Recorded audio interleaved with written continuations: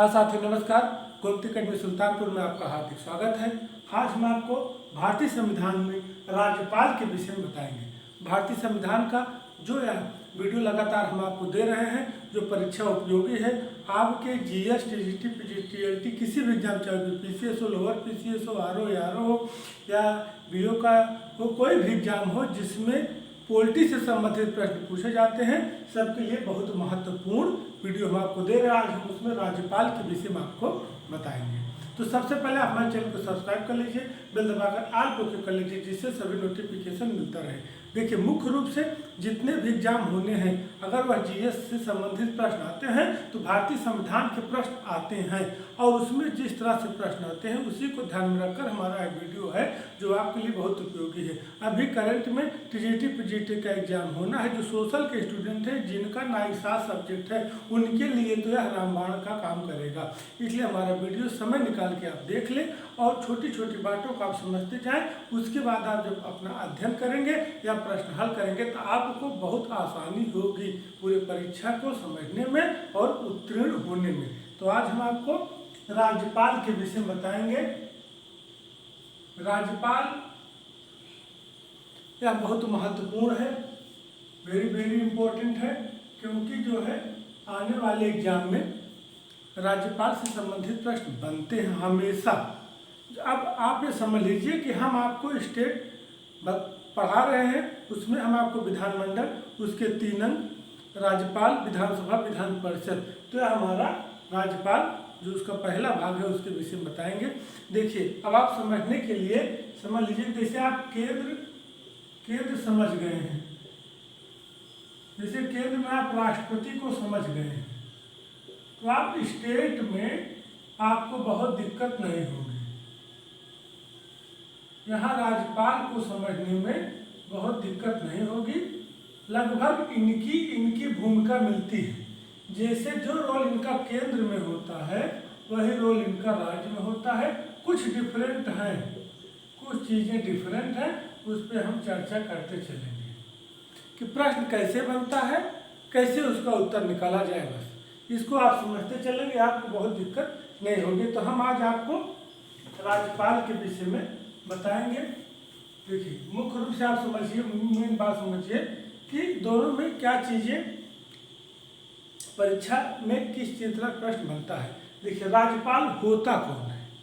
जैसे हम आपको पहले बता दिए, केंद्र में राष्ट्रपति भूमिका, महत्व, कार्य, दायित्व, सेम मिलता जुलता पैटर्न राज्य का। राज्यपाल की भूमिका, महत्व, कार्य, दायित्व, दोनों में कोई डिफरेंस है, उसकी चर्चा हो जाएगी। जब आप राज्यपाल पढ़ेंगे तो आपको लग जाएगा कि हाँ मिलता जुलता है, और मुख्य रूप से आपको आसानी होगी। तो देखिए, राज्यपाल राज्य का संवैधानिक मुखिया होता है। जैसे केंद्र का संवैधानिक मुखिया राष्ट्रपति होता है, वैसे राज्यपाल राज्य का संवैधानिक मुखिया होता है। या क्या होता है, राज्य का संवैधानिक मुखिया होता है। राज्य का संवैधानिक मुखिया होता है। ये लाइन है, अपने आप में बहुत बड़ा अर्थ समेटे हुए है। अगर प्रश्न पूछता है कि केंद्र का संवैधानिक मुखिया कौन होता है, तो राष्ट्रपति, और राज्य का संवैधानिक मुखिया कौन होता है, तो हमारा गवर्नर। ये इसकी परिभाषा है, एक लाइन में इसके सब कुछ हम आपको बता दिए हैं। इसको आप समझने की, इसकी क्या होती है, सबसे पहले इसकी दोहरी भूमिका होती है। राज्यपाल की दोहरी भूमिका होती है। इस लाइन को आप समझिए, दोहरी भूमिका। नंबर 1 तो आपका यही हो गया कि वह राज्य का संवैधानिक मुखिया होता है, और नंबर 2 वह केंद्र के प्रतिनिधि के रूप में कार्य करता है। क्या करता है कि वह केंद्र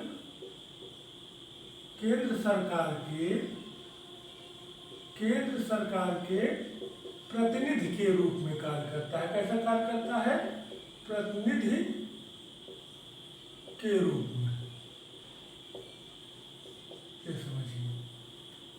अभी हम जब राज्यपाल से संबंधित जो आर्टिकल बताएंगे, उसमें एक आर्टिकल 200 की चर्चा करेंगे। तो उसमें केंद्र सरकार का किस तरह से प्रतिनिधि होता है इसकी चर्चा आ जाएगी।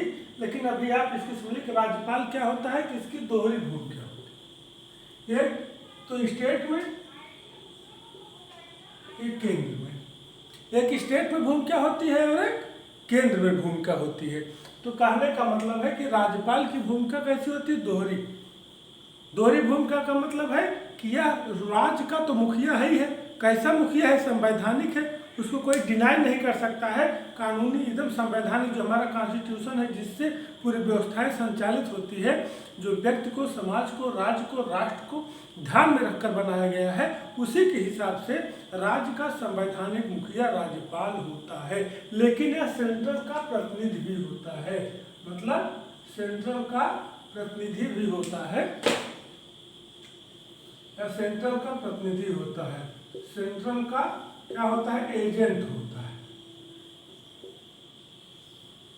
तो ये चीजें आपको याद रखनी चाहिए, बहुत ही महत्वपूर्ण है। इस तरह के प्रश्न कथन कारण में बनते हैं कि दे देगा कि राज्य का संवैधानिक मुखिया होता है, केंद्र सरकार के प्रतिनिधि रूप में कार्य करता है, इसकी दोहरी भूमिका होती है।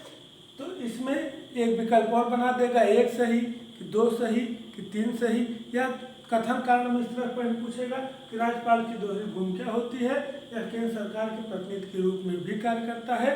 तो ये होता नहीं कि ये सही है, व्याख्या करता है, इस तरह प्रश्न यहाँ से बनते हैं। तो इसकी दोहरी भूमिका, राज्य का संवैधानिक प्रमुख केंद्र सरकार के प्रतिनिधि के रूप में कार्य करता है।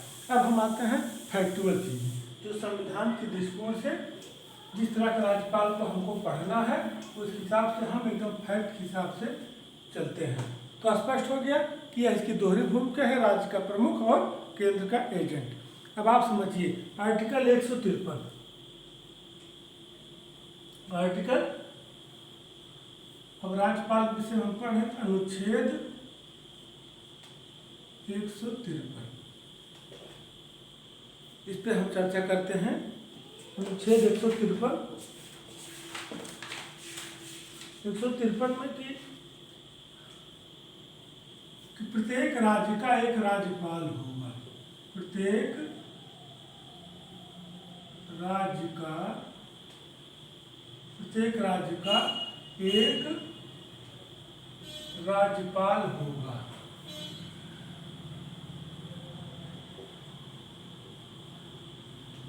ये आप समझ लीजिए क्या होगा? प्रत्येक राज्य का एक राज्यपाल होगा। इस आर्टिकल कहा गया 153, महत्वपूर्ण है, यह पूछा भी जाता है।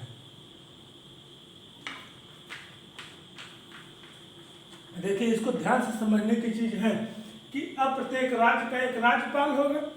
इसकी भूमिका कैसी है? दोहरी। आप जान रहे हैं कि राज्य का संवैधानिक प्रमुख, केंद्र का प्रतिनिधि। अब इसमें आप जो प्रश्न यहाँ से बनेगा वो पूछेगा कि आर्टिकल 53 में क्या है, या जो है कि आर्टिकल 53 में क्या है, यह बनेगा। यह बनेगा कि प्रत्येक राज्य का एक राज्यपाल होता है, किस अनुच्छेद में है। अब अनुच्छेद 154, अब अनुच्छेद 154 की राज्य की कार्यपालिका शक्ति, राज्य की कार्यपालिका शक्ति राज्यपाल में निहित होगी। राज्यपाल में निहित होगी। निहित होगी। राज्य की कार्यपालिका शक्ति किस में निहित होगी?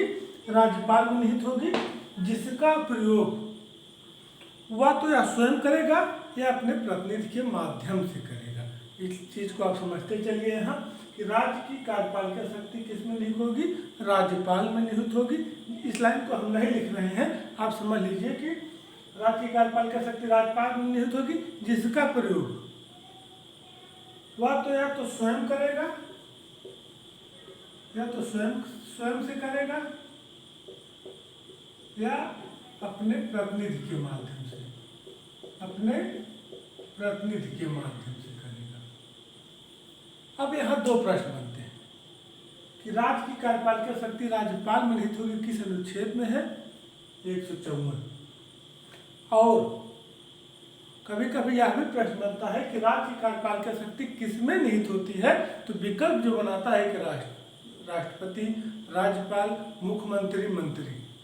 तो आपको कंफ्यूज नहीं होना है। जैसे केंद्र की कार्यपालिका शक्ति राष्ट्रपति में निहित होती है, वैसे राज्य की कार्यपालिका शक्ति राज्यपाल में निहित होती है। अब आर्टिकल 155, अनुच्छेद 155। अब ये समझिए कि यह बहुत ही महत्वपूर्ण है, पूछा भी जाता है कि राज्यपाल का निर्वाचन,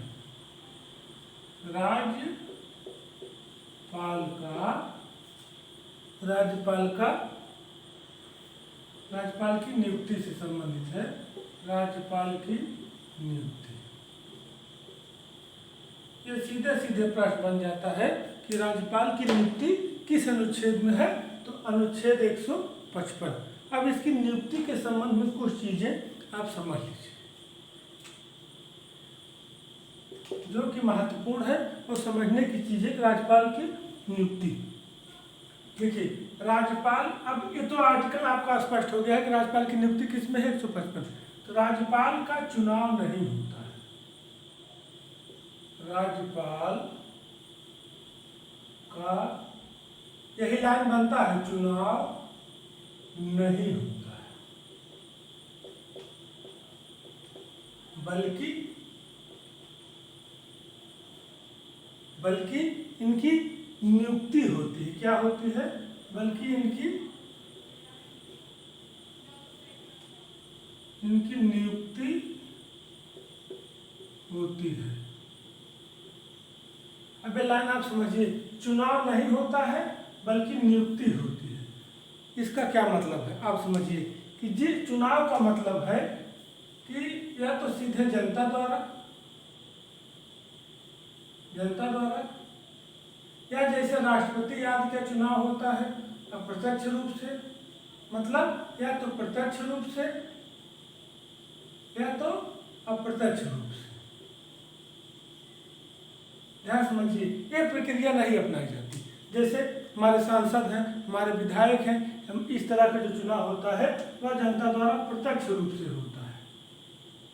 लेकिन अप्रत्यक्ष रूप से जो विधायक, सांसद, राष्ट्रपति आदि के चुनाव करते हैं, इस तरह से भी इसका चुनाव नहीं होता है, इसकी नियुक्ति होती है। अब वो भी आप समझिए, इसकी नियुक्ति कैसे होती है? यह कुल मिला के केंद्र सरकार के ऊपर डिपेंड होता है। किसके ऊपर? केंद्र सरकार के ऊपर। केंद्र सरकार नियुक्ति करती है, इसकी नियुक्ति करती है, या कह लीजिए कि मनोनीत करती है, या कह लीजिए मनोनीत करती है। इस तरह बात आप समझिए, इसकी सरकार नियुक्ति करती है या इसका मनोनीत करती है। जो यह नियुक्ति होती है वह राष्ट्रपति एक आज्ञा पत्र द्वारा मुहर लगाकर करता है, मुहर लगाकर करता है। अब आप समझ रहे हैं कि इसकी केंद्र सरकार, जैसे कहते जिसकी गवर्नमेंट होती है वह अपने हिसाब से, राज्य केंद्र सरकार अपने हिसाब से राज्यों के राज्यपाल की नियुक्ति या उनको मनोनीत करती है, राष्ट्रपति के माध्यम से मनोनीत करती है। तो इनका चुनाव नहीं होता, इनकी क्या होती? नियुक्ति है, मनोनीत किए जाते हैं। तो अब आप समझ गए होंगे इनकी नियुक्ति के विषय में। यहाँ जो प्रश्न होता है कि राज्यपाल, कथन कारण कि राज्यपाल का चुनाव होता है, इनका चुनाव राष्ट्रपति द्वारा, आज्ञापत्र द्वारा किया जाता है, ये भी गलत हो जाता है। राज्यपाल का चुनाव होता है, इनकी नियुक्ति राष्ट्रपति या केंद्र सरकार द्वारा की जाती है। तो ये सही और ये गलत और सही, इस तरह प्रश्न बनता है। कहने का मतलब है कि अगर इनकी नियुक्ति के मामले में इनके चुनाव के मामले में अगर बात आती है तो इनका कोई इलेक्शन नहीं होता है, न डायरेक्ट न कोई इनडायरेक्ट, या जैसे जनता द्वारा या जैसे राष्ट्रपति चुनाव होता है इस तरह से नहीं होता है। इनकी नियुक्ति होती है, या इसको मनोनीत भी कर सकते हैं, कैसे? राष्ट्रपति या केंद्र सरकार द्वारा। ये आपका स्पष्ट हो गया है।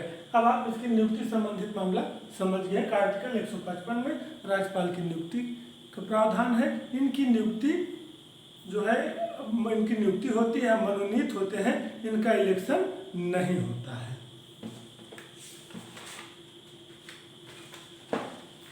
अब आर्टिकल 156 अनुच्छेद 156 क्या है कि राज्यपाल का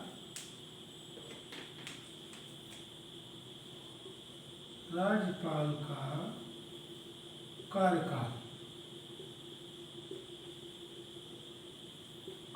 या कह लीजिए कि पदावधि, यह कह लीजिए कि इनका कार्यकाल, या कह लीजिए कि राज्यपाल का कार्यकाल या इनका पदावधि। तो सीधे सीधे एक लाइन में जान लीजिए, नंबर एक चीज कि इनका क्या होता है, 5 वर्ष।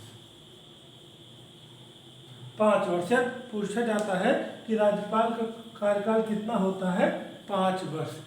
अब इसमें कुछ चीजें, ये तो सीधे सीधे प्रश्न आ गया, 5 वर्ष, 6 वर्ष, 7 वर्ष, लेकिन कभी कभी थोड़ा सा घुमा के प्रश्न पूछता है तो कुछ चीजें और, क्योंकि इनकी नियुक्ति केंद्र सरकार या राष्ट्रपति के आज्ञा पत्र से होता है। तो राष्ट्रपति के, अगर राष्ट्रपति के प्रसाद पर्यंत पद धारण करते हैं, कैसे? राष्ट्रपति के प्रसाद पद धारण करते हैं।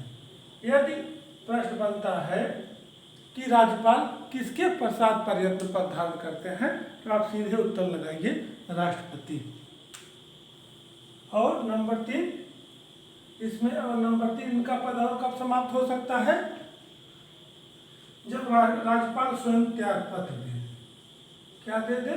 जब स्वयं त्याग पत्र दे दें। किसको देंगे त्याग पत्र अपना? राष्ट्रपति को। किसको देंगे आपको? राष्ट्रपति को। राष्ट्रपति को त्याग पत्र देकर, यह स्पष्ट हो गया। अब जो प्रश्न आपको बनता है कि राज्यपाल का कार्यकाल या पदावधि संबंधित अनुच्छेद कौन सा है? आर्टिकल 156 156 कितने वर्ष तक अपने पद पर रहते हैं? 5 वर्ष तक।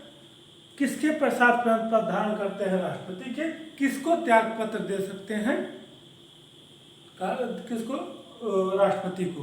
तो कहने का मतलब 5 वर्ष अगर पूरा नहीं हुआ, त्याग पत्र देना चाहे दे सकते हैं, और केंद्र सरकार इनका मनोनीत की है, तो इसलिए केंद्र सरकार इनको हटा भी सकती है। और एक चीज और आप यहाँ जानते चलिए कि राष्ट्रपति के प्रसाद पर धारण करते हैं, 5 साल कार्यकाल होता है, और त्यागपत्र दे सकते हैं राष्ट्रपति को यदि इनका टाइम पूरा हो जाता है और नए राज्यपाल का चुनाव नहीं होता है, तो 5 साल के बाद तब तक अपने पद पर बने रहेंगे जब तक कि नए राज्यपाल का चुनाव नहीं हो जाता है। कहने का मतलब है कि यदि प्रश्न बनता है कि राज्यपाल का कार्यकाल समाप्त हो जाता है और नए राज्यपाल का चुनाव नहीं हुआ है, क्या पुराने राज्यपाल कार्यभार ग्रहण किए रहेंगे? उत्तर होगा हाँ। कहने का मतलब है कि राज्यपाल के कार्यकाल समाप्त होने के बाद जब तक नए राज्यपाल पद ग्रहण नहीं कर लेते हैं, तब तक वह अपने पद पर बने रहेंगे, यदि राष्ट्रपति हटाया नहीं है और त्यागपत्र नहीं दिए हैं तब। अब अनुच्छेद 157 राज्यपाल की अहर्ता। राज्यपाल की अहर्ताएं, इनके कुछ अहर्ताएं या योग्यताएं हैं जो होना आवश्यक है। तो आर्टिकल क्लियर हो गया 157 में राज्यपाल की अहर्ताएं हैं। अगर ये नहीं होगा तो राज्यपाल नहीं बन सकते हैं। नंबर 1 क्या है? जैसा असर में रहता है कि भारत का नागरिक हो, भारत का नागरिक होना तय है, नंबर 1। नंबर 2, आयु इनकी कितनी हो? 35 वर्ष, ये 35 वर्ष से कम ना हो, इलेक्शन के समय 35 वर्ष से कम ना हो। नंबर 3, भारत सरकार, भारत या राज्य दोनों, राज्य सरकार, भारत या राज्य सरकार के अधीन लाभ के पद पर न हो, लाभ के पद पर न हो, मतलब भारत सरकार या राज्य सरकार के अधीन किसी लाभ के पद पर न हो, मतलब या कहीं नौकरी न कर रहे हों। और नंबर 4, राज्य विधानसभा, राज्य विधानसभा के सदस्य निर्वाचित होने की योग्यता रखते हो, निर्वाचित होने की योग्यता रखते हो। जैसे राष्ट्रपति के विषय में एक लोकसभा का सदस्य निर्वाचित होने की योग्यता रखते हो, वैसे राज्य विधानसभा के सदस्य निर्वाचित होने की योग्यता रखते हो। तो कहने का मतलब है कि अनुच्छेद 157 में राज्यपाल की अर्हताएं या योग्यताएं हैं कि वह भारत का नागरिक हो, उनकी आयु 35 वर्ष हो, भारत या राज्य सरकार के अधीन किसी लाभ के पद पर न हो, कहीं नौकरी या किसी लाभ के पद पर न हो, और राज्य विधानसभा के सदस्य निर्वाचित होने की योग्यता रखते हो। अब इसमें थोड़ा सा और बचा है कि राज्यपाल का वीडियो हम इसमें 2 ही वीडियो में कवर करेंगे, इसमें इनकी लगभग व्यवहारिक बातें और दूसरे में इनकी शक्तियाँ, कुछ अन्य चीज़ें। अब इसमें बचे हुए टॉपिक को भी हम कवर कर लेते हैं।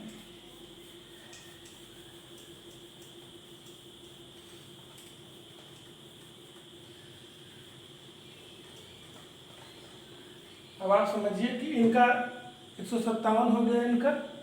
अब इनकी शर्तें, अनुच्छेद 158,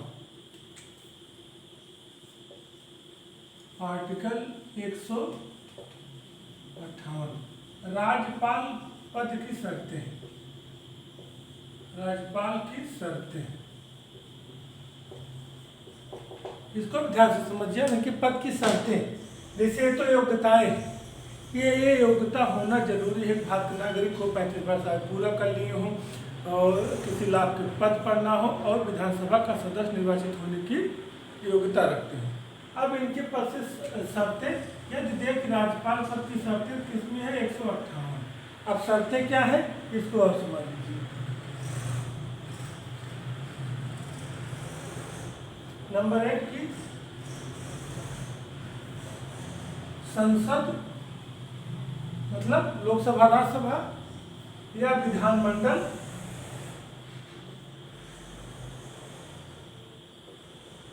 विधानमंडल मतलब समझ रहे हैं कि विधानसभा विधान परिषद का सदस्य ना होना चाहिए, का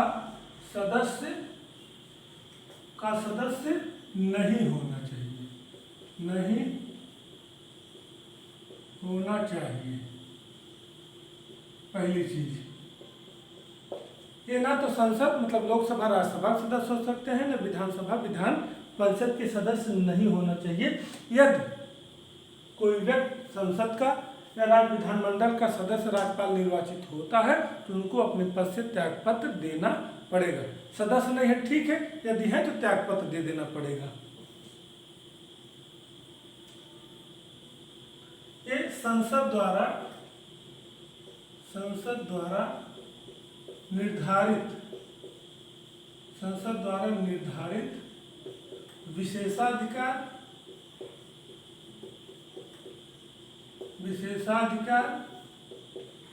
वेतन एवं भत्ते का प्रयोग करते हैं। यदि संसद का जो विशेषाधिकार हो, संसद इनको कोई विशेषाधिकार देता है या इनके वेतन भत्ते जो होगा उसका ये प्रयोग करते हैं।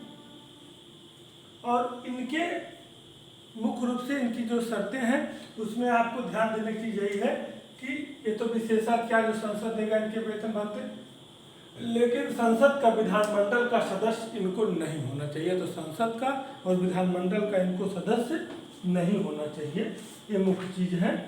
अब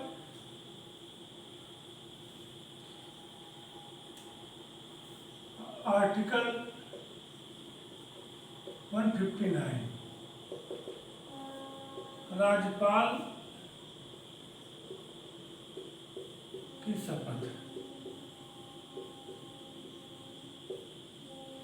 जब इनका चुनाव हो जाता है तो इनको शपथ कौन दिलाता है?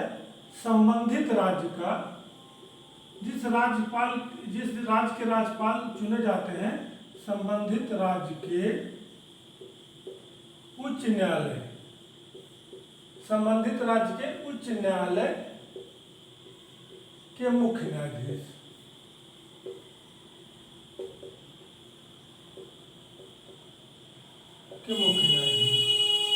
जैसे राष्ट्रपति को सर्वोच्च न्यायालय के मुख्य न्यायाधीश या उसके वरिष्ठ न्यायाधीश, वैसे इनकी शपथ संबंधित राज्य के मुख्य न्यायालय के उच्च न्यायालय के मुख्य न्यायाधीश द्वारा इनको शपथ दिलाई जाती है। अगर ये अनुपस्थित है मुख्य न्यायाधीश, तो जो वरिष्ठ न्यायाधीश होंगे वो दिलाएंगे। यदि प्रश्न बनता है कि राज्यपाल की शपथ दिलाई जानी है, संबंधित राज्य के मुख्य न्यायाधीश अनुपस्थित हैं, तो जो वहाँ के वरिष्ठ न्यायाधीश रहेंगे वो शपथ दिलवाएंगे। अब इसमें कुछ चीज़ें और बची हैं, उसको थोड़ा हम चर्चा कर लेते हैं।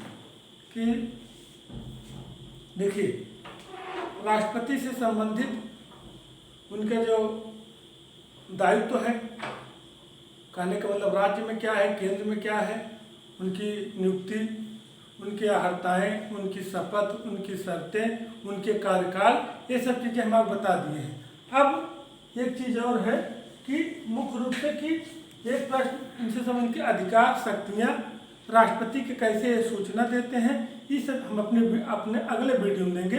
लेकिन कुछ चीज़ें, एक चीज़ प्रश्न बहुत महत्वपूर्ण बन है जो हम आपको चर्चा कर लेते हैं कि क्या कोई व्यक्ति एक से अधिक राज्य का राज्यपाल हो सकता है? क्या कोई एक से अधिक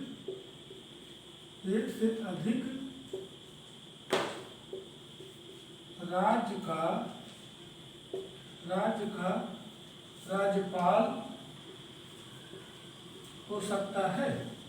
ये समझिए कि एक प्रश्न जो है बहुत महत्वपूर्ण है कि कोई व्यक्ति है एक से अधिक राज्य का राज्यपाल हो सकता है।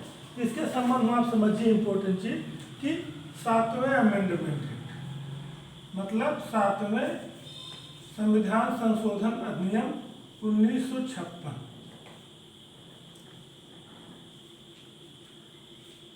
इसमें कहा गया है कि व्यक्ति जो है एक से अधिक राज्यों का राज्यपाल हो सकता है। कोई व्यक्ति जो है एक या अधिक, अब इसमें एक या अधिक मतलब एक हो, चाहे दो या दो से अधिक हो। एक या अधिक मतलब दो तीन, जो आप मतलब उसमें एक मतलब एक या अधिक मतलब एक से अधिक दो तीन, एक या अधिक राज्यों का राज्यपाल हो सकता है। अब इसमें कोई शंका नहीं है कि अधिक राज्यों का भी राज्यपाल हो सकता है। यह जो है बहुत इम्पोर्टेंट चीज है।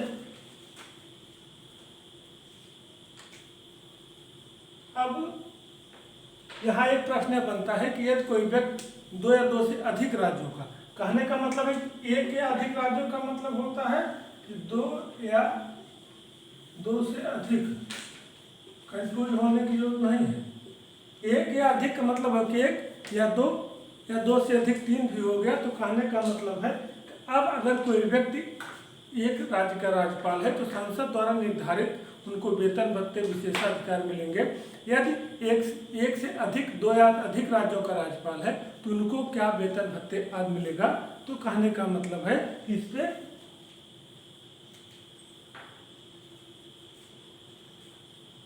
राष्ट्रपति राष्ट्रपति राज्यों से मिलकर निर्धारण करता है। संबंधित राज्यों से मिलकर वेतन भत्ते निर्धारित